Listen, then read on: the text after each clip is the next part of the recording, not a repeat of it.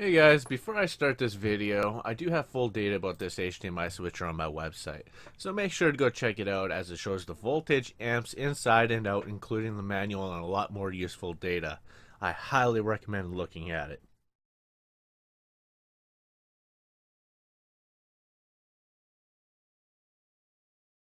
I picked up a used 46-inch 1080p TV for my bedroom for gaming.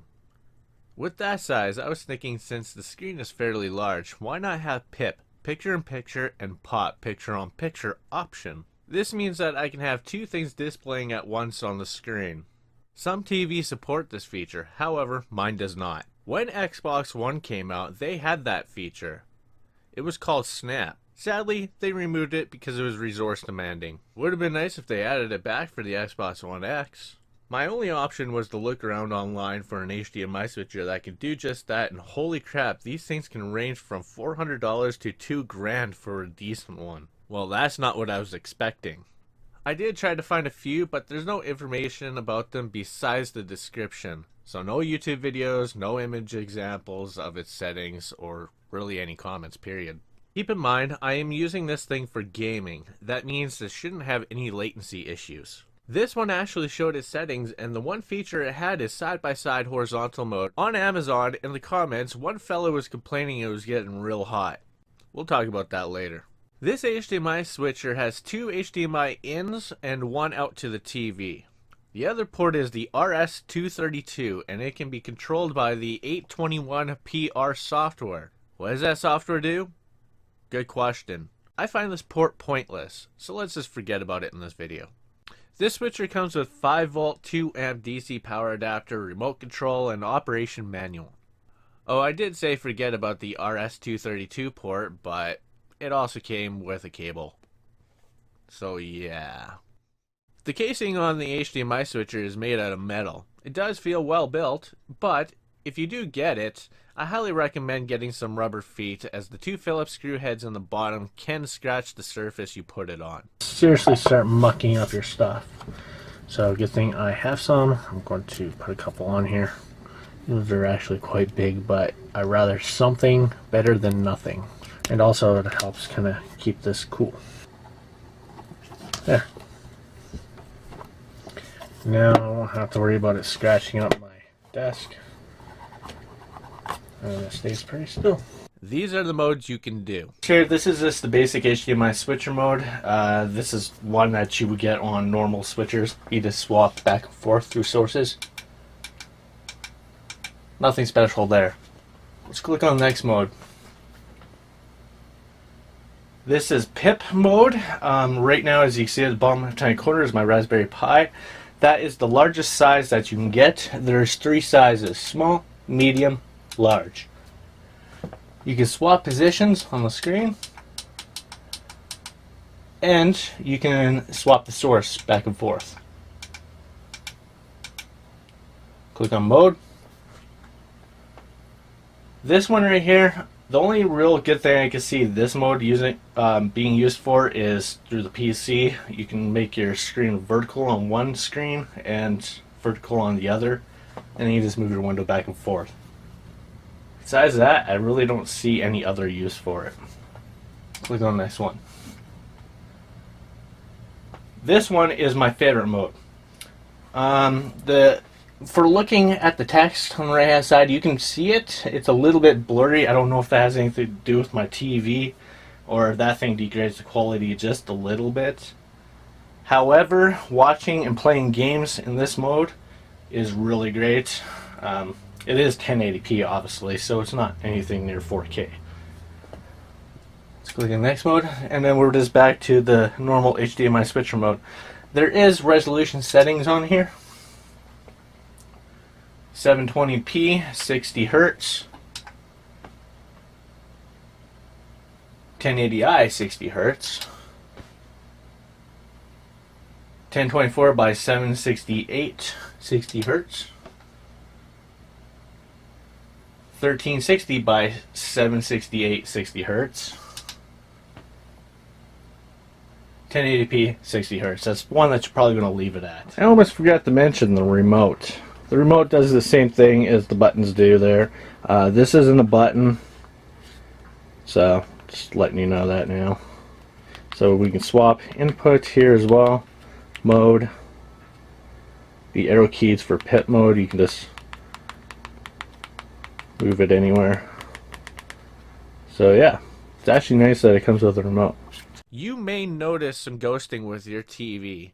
This means that white, black, white response time is slower than the monitor or TV refresh rate. Let me show you some noticeable scenes on my TV. I think the best way to be able to show you the ghosting is being able to use my iPod here. What I'm going to do is stick this thing in slow motion since it runs at 120 some frames a second, and I'm going to show you what it does.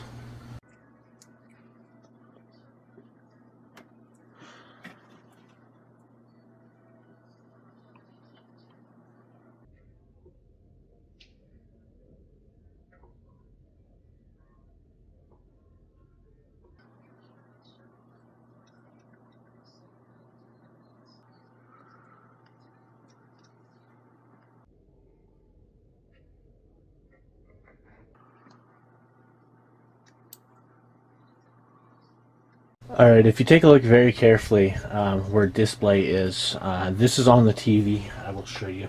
You'll be able to see the ghosting right there. Kind of see a little bit static left of 1440p. Now I'm going to show you that on the monitor. Not all scenes are affected by this, as you can't see it on my 27-inch Samsung monitor.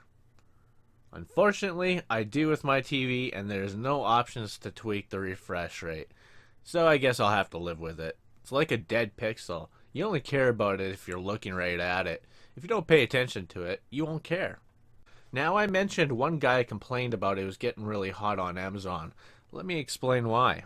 The main heat sources are coming from these spots on the board. Under the heatsink is the processor. I'm not an expert in any way on explaining what every chip does, so I may get a lot of this wrong. I don't have the schematics on this board, so please bear with me.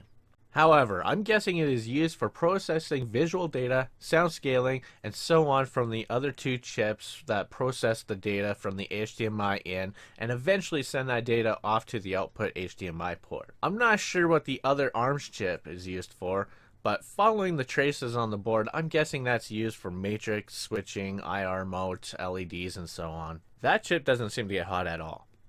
So the processor is doing a lot and will create a lot of heat. I'm wondering if it's actually overclocked. I'm not really sure on that one. Who knows? So the processor is doing a lot and will create a lot of heat.